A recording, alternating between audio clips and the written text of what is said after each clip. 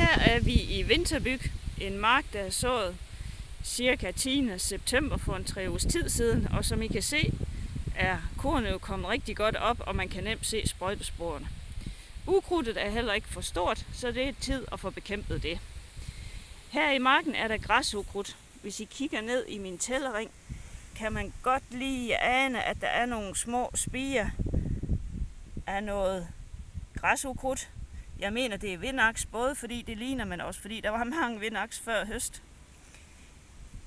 I den her ring er der en bestand svarende til 300 planter per kvadratmeter af vindaks. Så de skal bekæmpes. Og vi vil jo gerne bekæmpe ukrudtet nu, specielt i Vinterbyg, hvor der er grænser for, hvor meget græsukrudtsmiddel man må bruge i foråret. Og det, at man bruger nogle andre typer midler om efteråret i forhold til foråret, gør jo også, at man får udviklet mindre resistent ukrudt. I sådan en mark som den her vil jeg foreslå mod den bestand, der er her af vindaks, noget der ligner 1,25 liter bokser per hektar. Mod det 2-kimbladet vil jeg tilsætte 0,05 BFF og 0,15 oxytril.